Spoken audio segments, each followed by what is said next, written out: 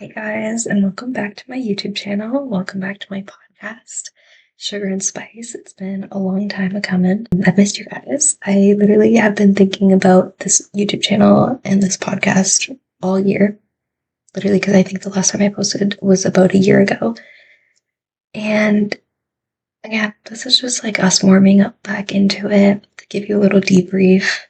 Honestly, I was just reevaluating life, and I was honestly a very, very different person. I feel like I am like a butterfly, but instead of just changing once in my life, I consistently change. I guess I'd be more of like to call myself a snake. Like, how snakes change their skins every so often or shed their skins every so often. That's me. I feel like I outgrow different versions of myself. And I think not to promote, that, be better than, and like who you are right now is not okay kind of agenda. I think you should live in the now, appreciate your mentality and where you are right now for what it is. But I do think I like to compare myself with who I was a year ago. And I do that often. And I like to make sure that I'm consistently improving based on a year-to-year basis. And I reflect right now of who I was when I first created this podcast. And honestly, I was someone who really liked to talk about pop culture and all this. And that's not to say that I don't anymore. It's just what consumes my thoughts more lately are deeper topics. And I started kind of doubting my ability in podcasting, so to say. Because I was like, oh, no one's going to want to hear this. No one's going to want to hear me talk for an hour about this. No one's going to want to tune into this. And honestly, like, even though I only released 2 episodes, it was a little demotivating.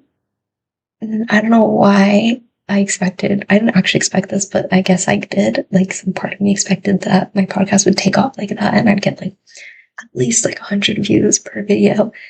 And it just kind of gave me a little reality check of, okay, this is something we built up. This is where we're building a community. You can't expect your community to show up at your front door like that.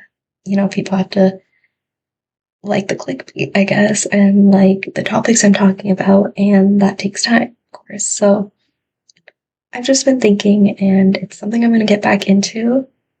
So with that, let's just jump right on ahead. Cue the intro.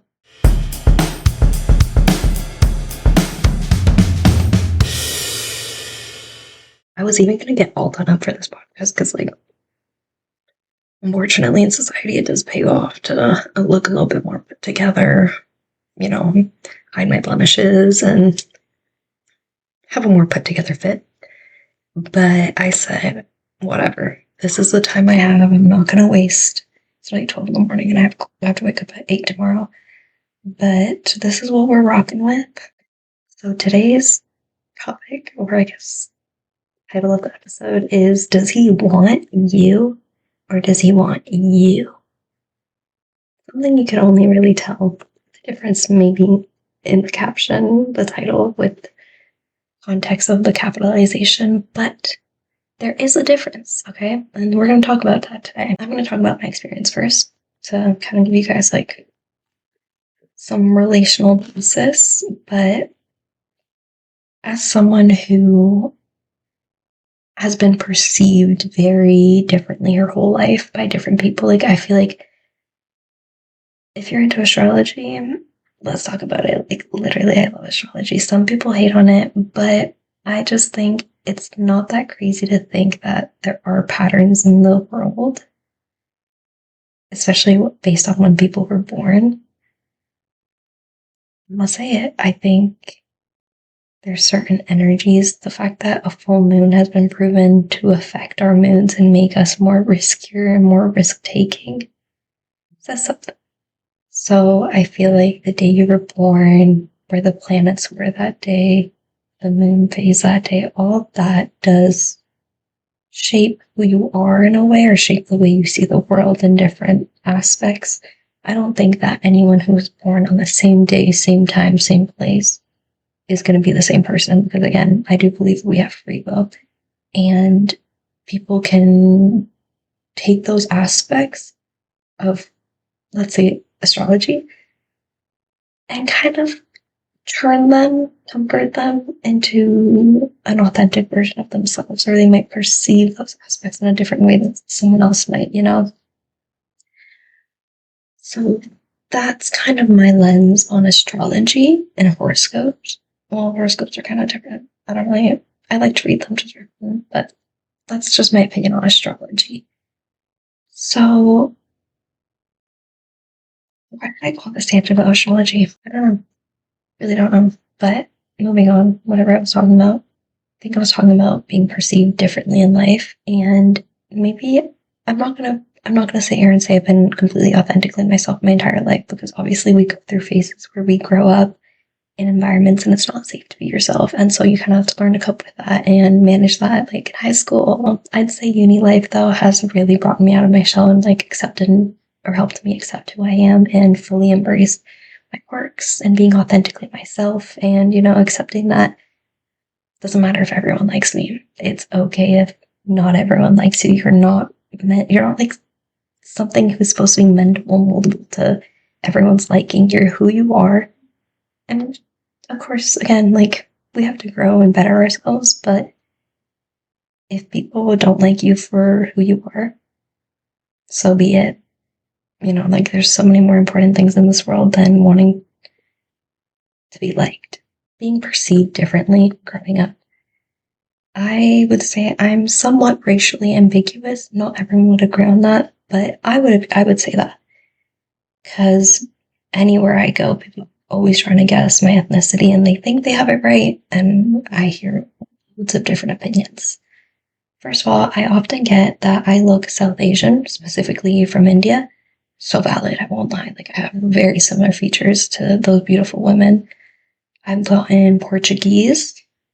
Valid, I do have Portuguese in me, so like even my last name is Portuguese, it's Brazilian.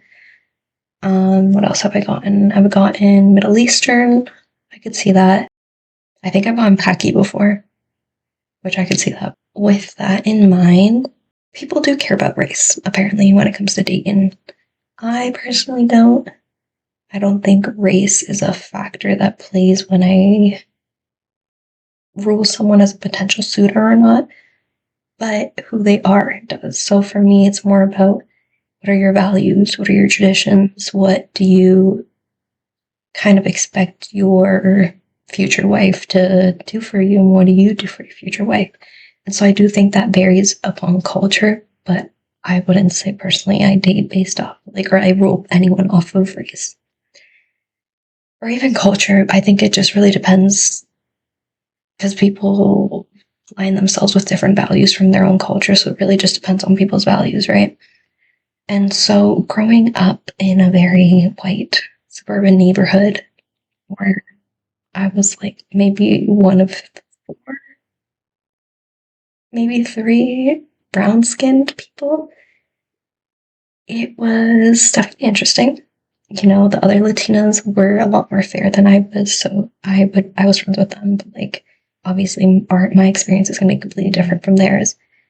And there were so many moments where, mind you, let me just say this, I don't know who listening is from Canada, but I'm going to bring this up because it has been a very prevalent thing recently where people think it's okay to be racist to South Asians, Indians, and just immigrants in general. I see crazy jokes, okay? Crazy hate and crazy racism, casual racism out and about.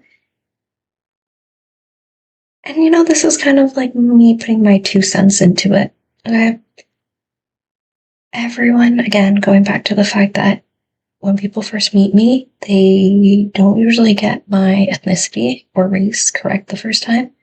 And so growing up, I would always spend that white suburban neighborhood. That was from grade 1 to 5, I think. And everywhere, like almost every day, mind you, I went to school from grade 1 with these people. Are you Indian, Amanda? Are you Indian? And that wasn't something that bothered me at all, because it's just race, right? I didn't see it as something to be offended about, something to be annoyed about. I was just kind of like, okay, I'm going to clarify this, and that's valid because we do look like, we have similar features. But it began to bother me later when people would make, and this is when I was younger,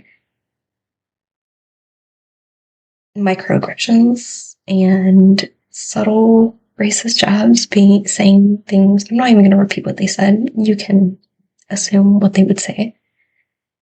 And that really confused me because I was like, that's strange. Growing up,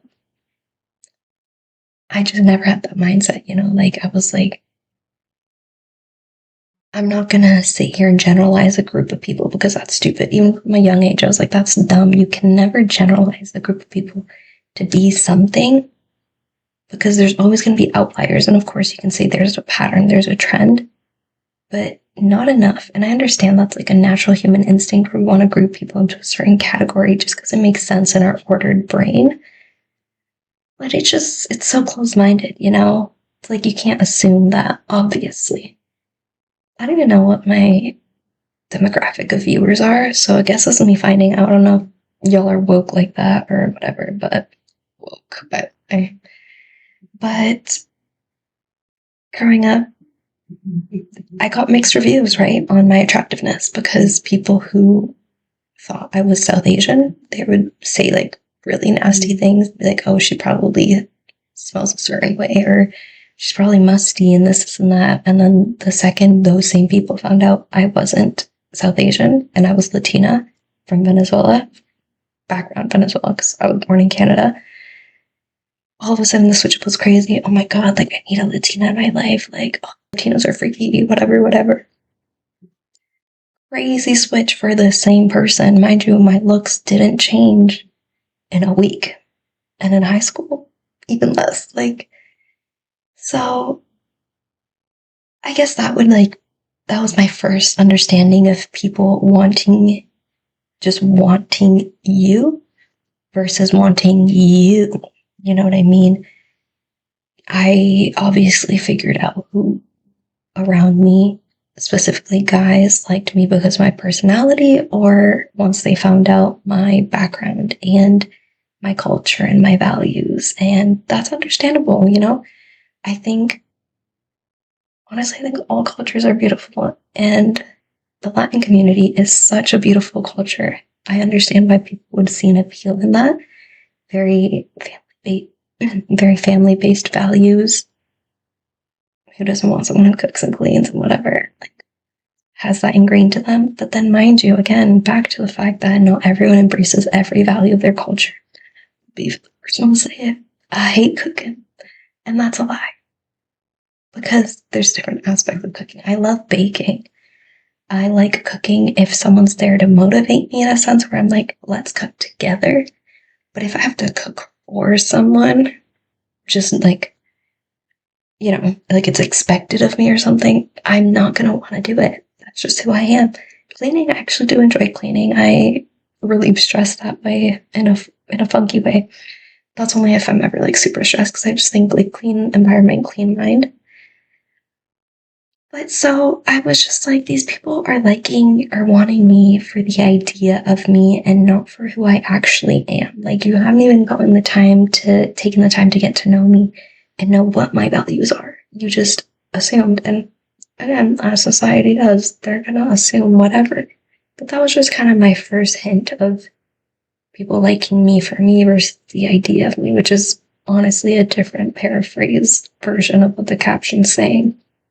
Or the title of this video, I should say. There's also different aspects to it, because this is in a racial, cultural perspective. But when we go into personality, I hate to say it, but experience, and you know what?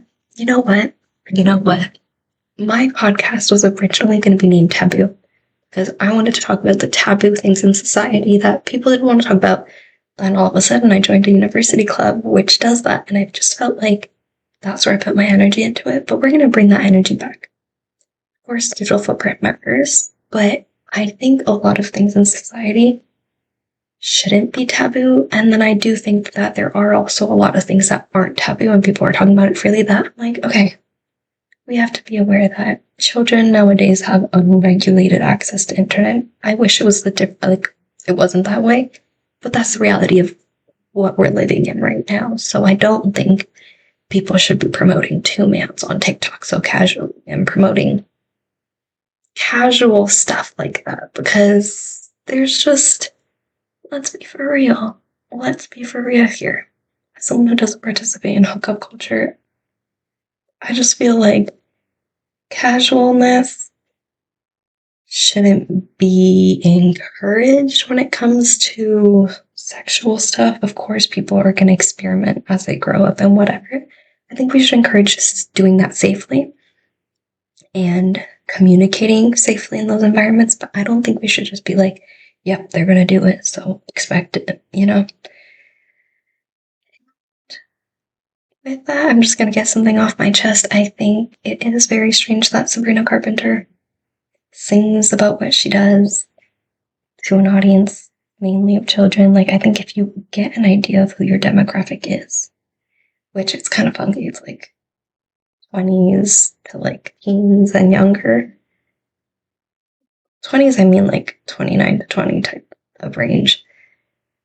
Like, yeah, women should be able to sing about these stuff, but talking about doing different sexual positions and doing them at your concert in front of kids is a little bit crazy. Of course, I don't want to blame her for that necessarily. I think there's a lot of people to blame. Parents of those children that are going to those concerts, her team, her PR team, and, you know, lack of media demographic awareness, I guess. I don't know. Kind of a side tangent, but I feel like, especially children, I just feel like with their unregulated access to internet, I'm seeing more and more teens casually talk about their sexual life. And I'm like, okay, to you. I'm not going to shame anyone for experimenting and wanting to explore that side of themselves. But I don't think it should be something that's just like normalized either. And I just feel, you know, obviously, like, I'm not saying let's go back to conservative ways back then where like we wouldn't talk about sex and sexual things. I don't know if this will get banned. Like, should I, Smegs, we're going to use code words because I don't know if like it's not really like brand friendly for future wise, you know, but I'm not saying we should go back to the conservative ways before of not even teaching women and children how to be safe or anything about smegs.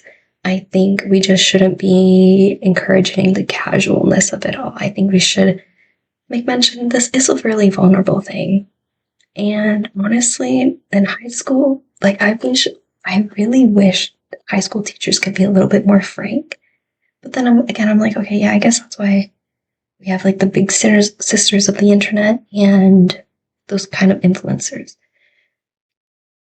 Because the reality of it, and I'm so glad I understood this from a young age because I grew up with brothers and older cousins and a lot of men around me. Well, it was always instilled, and I understood in high school that the boys then are always going to want to go for the girl who's just going to give them what they want. And so respectfully at that point, maybe they do want you, maybe they do have feelings for you, I'm not going to deny that. But would they still want you if you weren't giving them you in that sense? And that's a really intense way to put it. I'm not giving them yourself and whatever. But again, this isn't like full advice. This is just me talking frankly about my experience, my thoughts, and my beliefs in a way.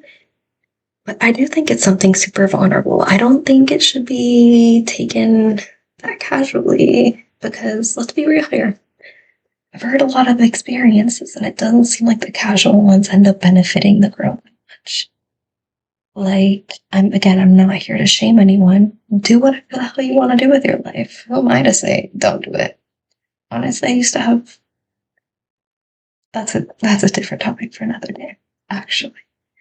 But I did have friends who participated in hookup culture, and I never shamed them. I never encouraged it, but I never shamed it. But I did encourage them to communicate their boundaries beforehand properly. And like, this kind of sounds like, who are you then?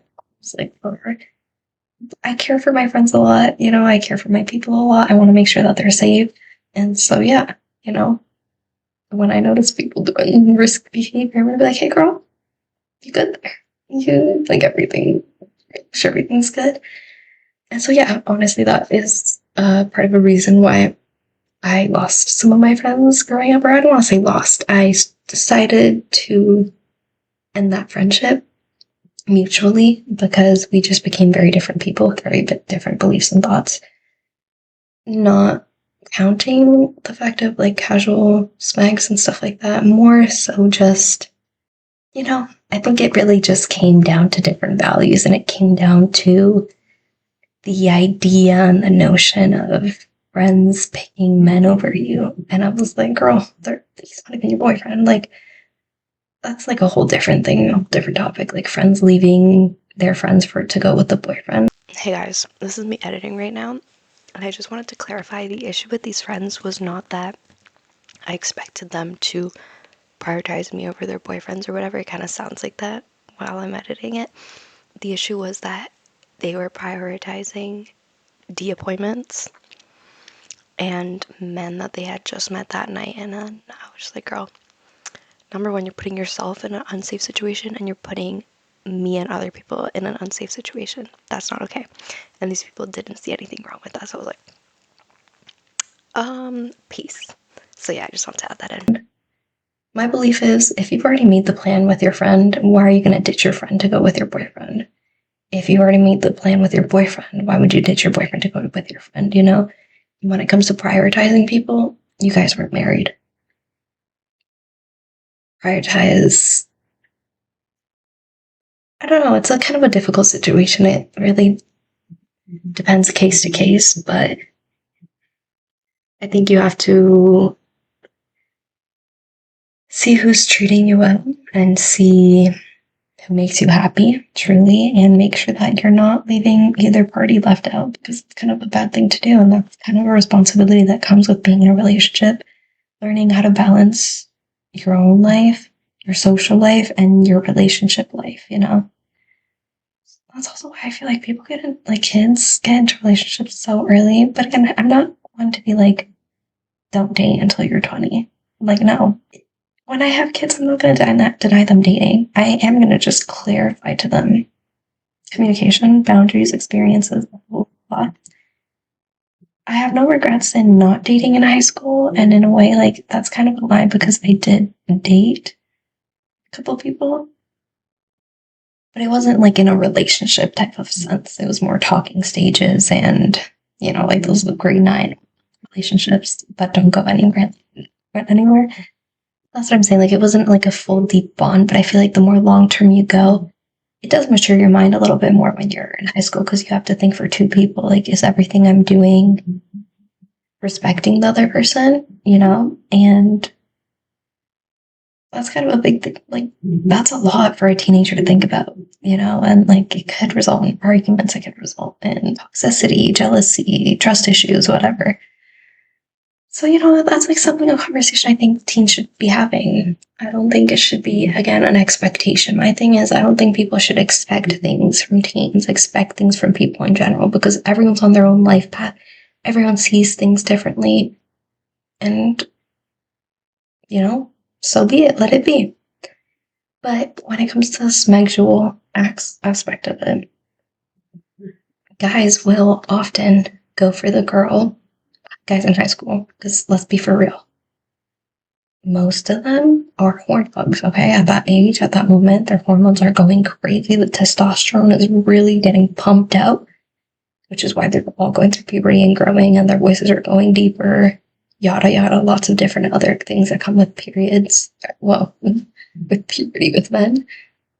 But that's just a known fact. So if you're someone who doesn't align with that notion of maybe losing your virginity or doing casual stuff like that, that's something you need to evaluate when it comes to seeing who's pursuing you, because some people might just be pursuing you because you have a more mature you have a more curvilicious body, and that's fine. I don't think we should shame people for that either. I think there's some people who need to be shamed, but we can't shame normal, natural things, okay? Because sometimes it really isn't the person's choice. Like, if you got a curvilicious body and you want to feel confident, and if you do feel confident in a dress, tight, curvy dress, wear it, girl. But if you feel self-conscious showing your curvilicious body in a tight dress, then clearly that's not your vibe, But that's what it comes down to, you feeling comfortable and confident. And so I keep going off topic, not gonna lie, but that's the whole essence of this podcast, to be honest. You'll know someone wants you for you when maybe it's just me who has like an intense intuition, call it, or discernment even of when it comes to people approaching me because of my upbringing. But you can kind of tell. And I guess this episode is mainly me trying to help y'all tell or have a little bit more discernment. It's kind of hard to tell, I'll be honest. Number one, I'll be for real. It comes down to figuring yourself out. You have to learn about what you like, what you want out of a relationship, what would fulfill you, essentially. And then when it comes to picking out your suitors, your choices, your options, you see which ones align. For example, it's hard to talk in a general sense, so I'm going to talk from a personal sense. One of the many examples of things that show me someone's more serious about me is consistency. And again, to be fair, this isn't like set in stone. Someone could really have a crush on me and not be consistent because they're nervous or they're afraid of rejection.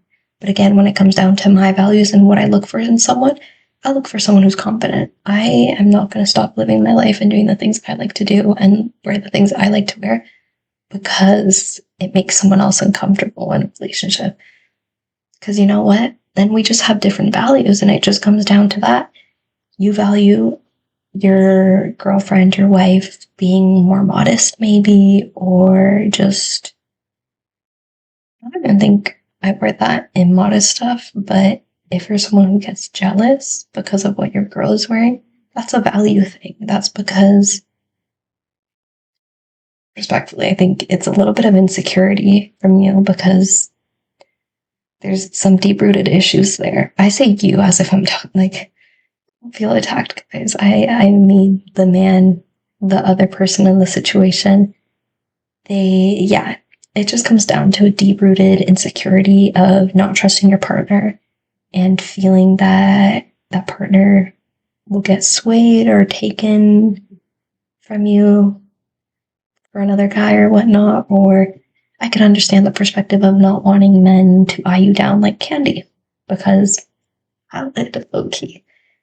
I won't lie, when I wear a little bit more of the clothing that makes me feel confident, I feel the eyes heavy. But that's not an issue that your girl is causing. That is an issue with the men who are objectifying her and are honestly observing her in kind of a disgusting way, because you can tell the difference when someone just appreciates beauty. You don't have to glare, you don't have to eye down. Just, I do it all the time. There's so many beautiful women and beautiful people out there. I'm like, damn, attractive person. Like, you're sexy, you're fine. Look, and then done. You don't see me bending my neck, cracking, turning away, looking behind. Actually, yes, maybe sometimes, but it's the way and the intention with which you do it. So that's not your girl's issue. Because if your girl is fine and she's beautiful, I'm sorry, man. A lot of people are going to be looking at her like, no clothing can cover that up. Unless maybe your religion can, but a baddie's always going to be a baddie. So, respectfully, I love to pop out and be a baddie. So I would rather my man to be very confident and secure in himself and therefore in our relationship, so that when I go out, I'm gonna wear whatever the hell I want because he's confident. If he has to fight anyone for like looking at me too much, eyeing me down too much, he can. I don't encourage violence. I don't encourage anything. Of course, that was a crazy scenario. Maybe a more appropriate situation would be like someone putting their hands on me, like arresting me in some sort of way. Then, he'll be my defendant, my bodyguard. and I can wear whatever. My father has never personally cared about any of the clothing I wear. You know why? Because he respects women. So, just saying, he respects people feeling their most confident self, and he respects and understands that clothing is not consent. So, if you're a baddie and a man is trying to tell you what to wear, I don't think he wants you. That, and again, this isn't dating advice. This is my personal opinion. If you want to take it as advice, be my guest. I might even suggest it, but that's again biased because it is my opinion.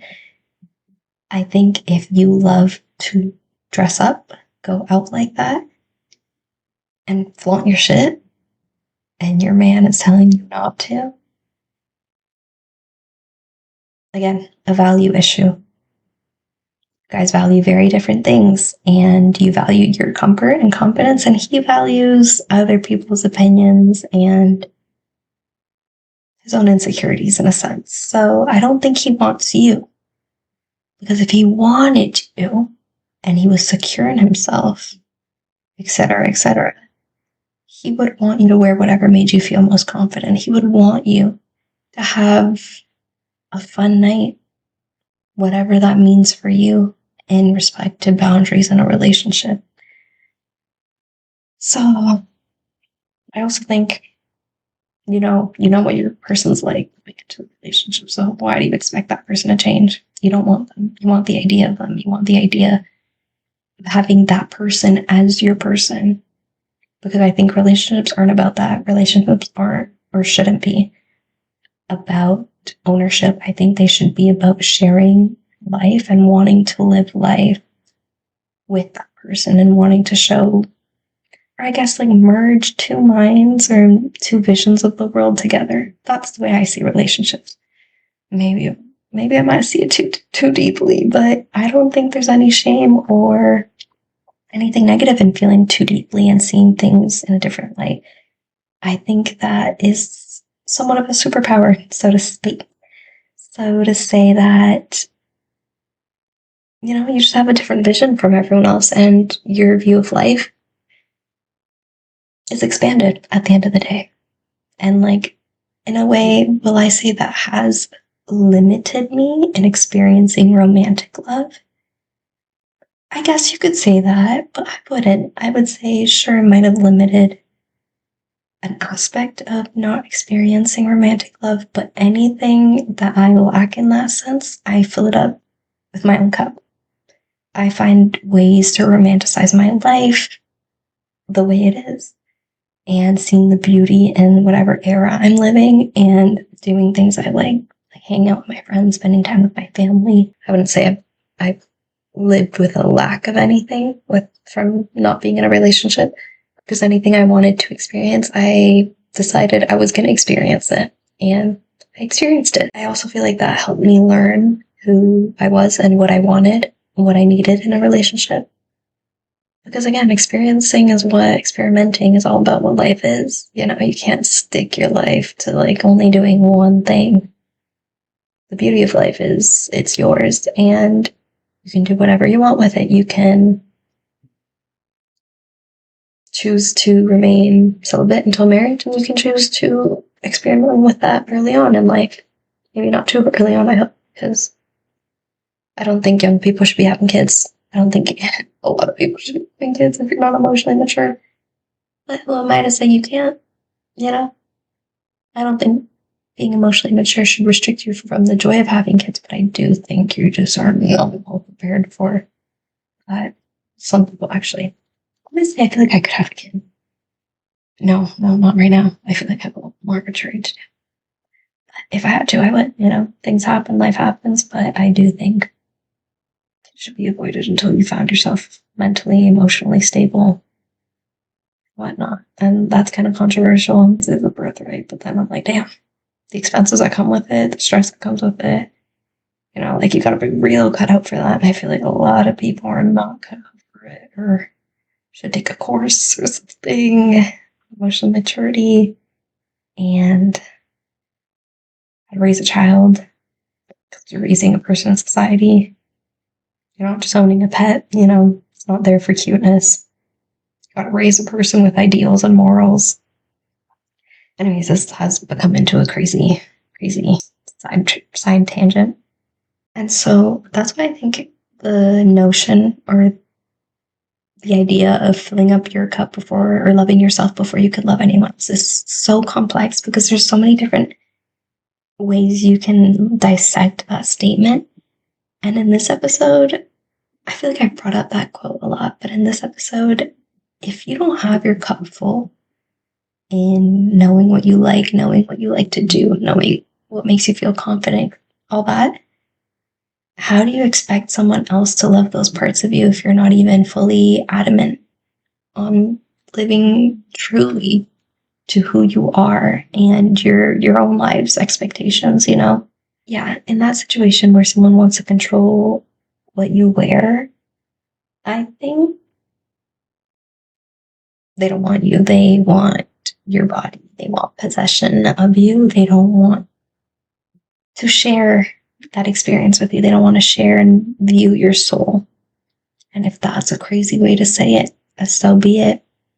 I would say I'm Catholic spiritual and a little bit less Catholic because, you know, as I've grown up, I don't like a lot of teachings from the Bible specifically. I don't go to church that often. I try to go with my family whenever I can, but it's not necessarily a priority in my life just because I feel like I don't align with the general church's view on stuff.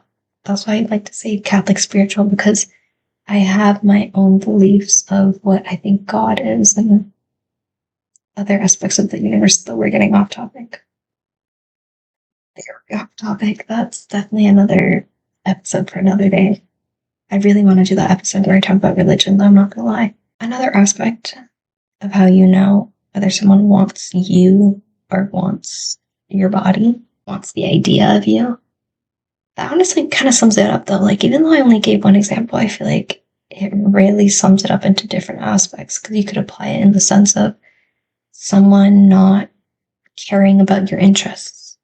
They want the idea of you and not you because they don't care about the vessel of what is in your body, your soul, your personality.